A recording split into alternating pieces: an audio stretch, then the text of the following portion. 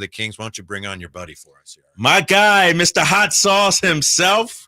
How many championships you got, Stacy King? 3? 3. Where them rings at, big fella? Where those rings at right now? They're in the safe deposit box in the bank. Hey, next time I see you, man, you pull one of them things out. I want to see what a Jordan Bulls ring looks like. Stacy King, you can catch him on NBC Sports Chicago during the season. Chicago Bulls analyst, 3-time champ, joining the Drive Guys. Stacy, thanks for jumping on. What was the reaction when you first heard our boy DeMar DeRozan was coming to Sacramento? Well, I'm sad because he meant so much here to us in Chicago. Ultimate pro, great teammate, great leader, just a guy that comes to play every night, durable. What the Sacramento King fan base is going to get, a guy that's going to play 75 games a year. He will not miss games. He brings it every night. And he's going to give you an element that you guys have not had, a guy that can get you tough buckets. Fourth quarter, he takes over games. He's been that way for the last 3 years. Been one of the best fourth quarter scorers in the game. And his mid-range is silky smooth. Woo. Stacey King with us. He was the 8th pick in '89. A lot of people thought that he might end up coming to Sacramento with that first pick. I know we've talked to you about that, Stacey. But a couple things that stand out here, the closer we look at DeMar DeRozan, he's a really good passer. He doesn't get credit for that. And he doesn't turn the ball over much, does he? No, he doesn't. He's very good. His ball handling, when you watch him put the ball on the floor, he never turns it over. He's in traffic. Everybody knows where he's going. He keeps a low dribble. He spends a lot of his time in the summer working on his ball handling. He's evolved. He's a future Hall of Famer. You guys are getting a future Hall of Famer. This guy is legit. He's going to give you things when your team is bottled down scoring. He's going to be able to get you buckets. In this new game of the NBA, the 3-point shot, he doesn't have to take threes to be, effective. He still averages 25 points, probably shooting maybe 3 threes a game. That's how effective he is, that mid-range game and post-up. It's almost looking like Kobe.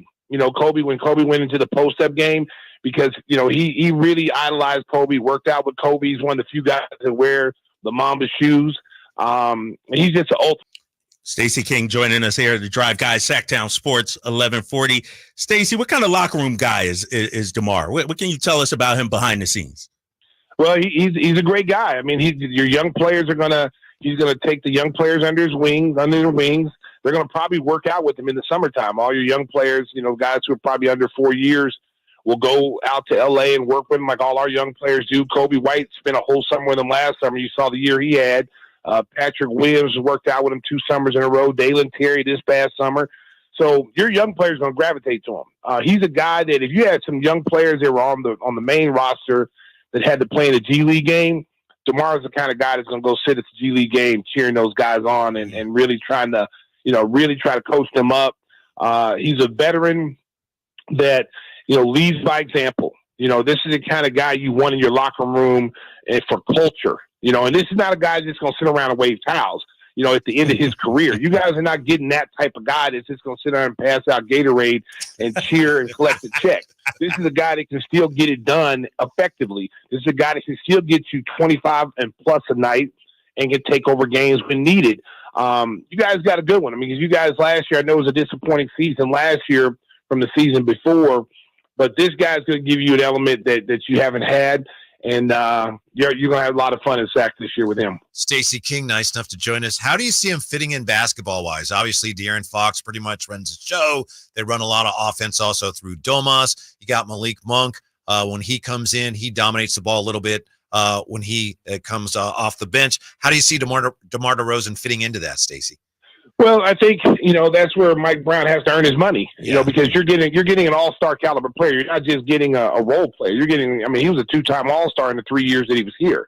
So you're getting an upgrade at that position and at that small forward position, or wherever you decide to play him at the 2, it doesn't matter. I felt like he always played out of position here in Chicago because we had Zach LaVine, and so you had to bump him down to the 3. He's actually a 2, and he can play 2.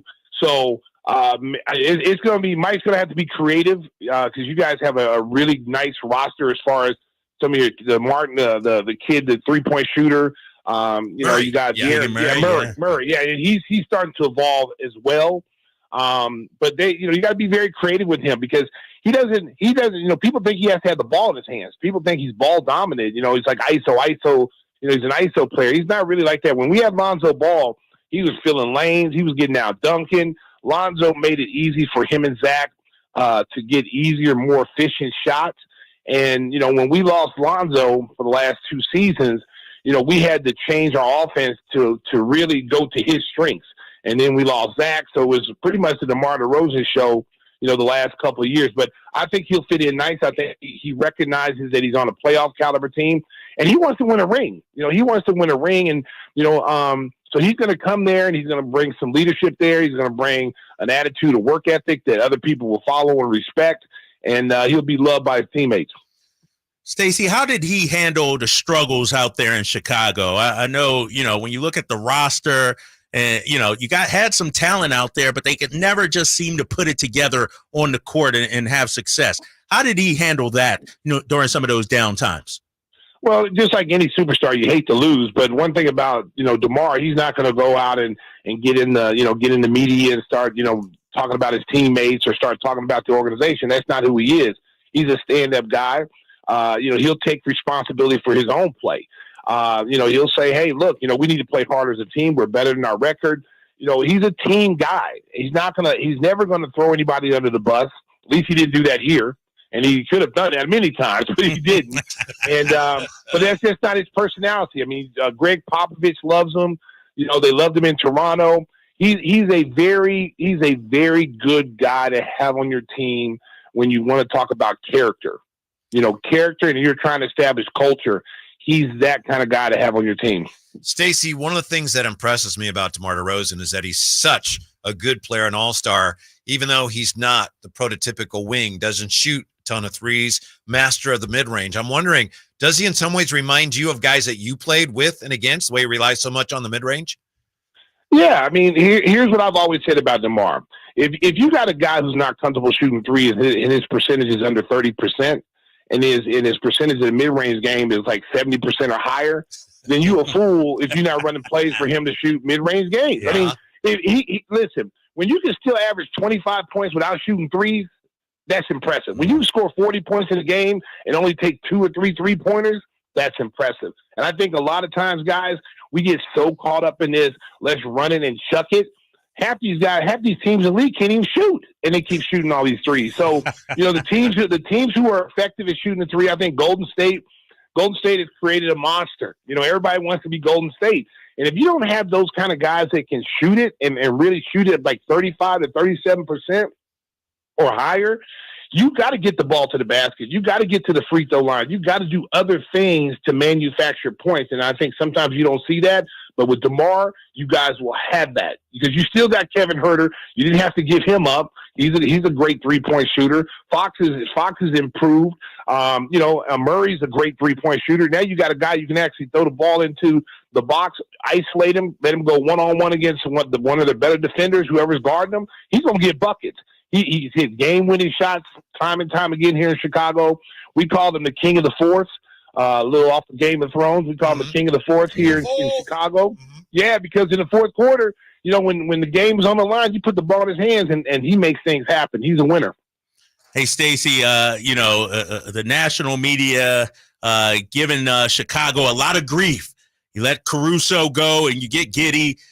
You trade DeRozan. Obviously, he was a free agent. You get Chris Duarte back. What's Chicago doing out there, man? What's the Bulls decision makers doing? Of course, listen, at the end of the day, we weren't winning. Okay. We had all this talent. We're not winning. I'm gonna miss Caruso. He's kind of, here on our team, he's 31 years old. We got a lot of guys getting up in that age. And, everybody in our division has gone younger. They've scrapped their team and gone younger and they've rebuilt very quickly. What I see is going on here in Chicago is like, hey, look, when Lonzo Ball went out, that hurt our team. If Lonzo stays healthy, none of this is happening. All these guys are still on the roster. But for the last 2 years, we've been playing for the playing game, and that's not good enough here for this organization. We're not a playing team with the talents that we've had. We had 3 former All-Stars on the team. Right. You should be better than that. Okay. So at the end of the day, it didn't work. So, Arturas Karnisovas is like saying, hey, let's scrap this. Let's start over. And what they've done, I like what they've done because, people always say build through the draft. You might be getting an 18, 19-year-old kid that is going to take 3 to 4 years for that kid to develop and to get to where he needs to be. What they've done is they said, hey, look, we're going to rebuild, but we're not going to rebuild like old way of rebuilding. We're going to go out and get some younger players that's 23, 24, that's got NBA experience. Some of them were lottery picks. Our 4 or 5 young kids, counting Giddey, Patrick Williams, Kobe White, Jalen Smith, and Chris Duarte have almost 700 starts between them, and they're all barely under 25. So that's if you really look at it that way, and you're getting that much experience and that young of talent coming back, your rebuild's not going to take long. And plus, everybody's gunning for 2025 draft, trying to get those players in there. So they still want to be competitive. The Bulls still want to be competitive. They want to have these young kids come out there and play hard and grow and develop. And then see what 2025 goes. If they're able to get lucky and be able to keep their pick, if it's a protected pick, and if they're able to get that, and get lucky and get that number 1 pick and get that Cooper Flab here, woo! Right back in the mix, baby. Right back in the mix. Stacey, I made this point earlier. I want to see what you think of this. I think when people look at DeMar DeRozan and ask, how would he make the Kings better? I think if we go back to that game the Bulls and Kings had here in March, the Kings blew a 22-point lead, and in that fourth quarter, Sacramento was outscored 36-18, and the Kings were 6 for 20. DeMar DeRozan in the fourth quarter was 7 for 7, made his only 3, 4 for 4 from the line, 19 points. He outscored the entire Kings team 19-18 in that fourth quarter. That's how he makes them better, right? Yes, and he gives you a legit threat. Okay, not taking anything away from Harrison Barnes and any of the guys that left and went out. DeMar demands respect from every team that you're going to play. They're going to have to game plan for him. You don't have to game plan for maybe a couple of guys on Sacramento. Keep De'Aaron Fox out of the paint.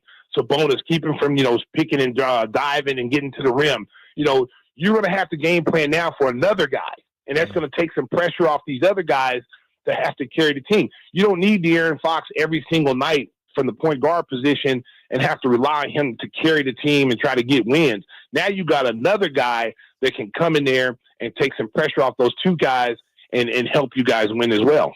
Man, I love it, man. Everything I'm hearing about DeMar DeRozan is all positive, the person. And one thing we know about him, Stacey, the dude's a hooper. He loves to hoop. He loves his craft. And I mean, that dude, he's always hooping, whether it's the True League. Yeah, year round, he's in the gym. It's funny because I have him on my podcast, and that's one of the things I asked him. I'm like, DeMar, a guy your age has put so much into this game. You don't need to go play in the summer. You need to be on the beach in the sand drinking fruity drinks with umbrellas in them. Why are you playing? Why are you playing in the Drew League and playing in a competitive summer league? And he's like, hey, and he gets up at 4:30 in the morning every morning to go work out. He works out twice a day. Listen, I tell people all the time about this. This guy is a gym rat.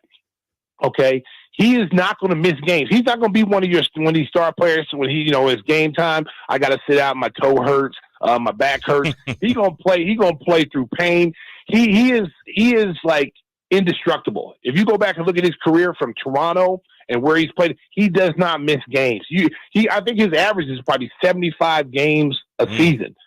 So he's not going to miss. That's the guy who's always going to show up, be ready to play, and he's going to play his best for you when you need him the most, and he's going to hit big shots when other guys don't want to take them. Stacy King, thank you very much for your time. We appreciate it. As always, we'll talk to you soon. All right, boys. Have a good one. All right, big dog. We appreciate it. In the wake of the DeMar DeRozan move, Gilbert Arenas is taking shots at Sacramento, but I think we figured out why, Drapes. Oh. I think we know why he's taking shots at Sacramento. We'll share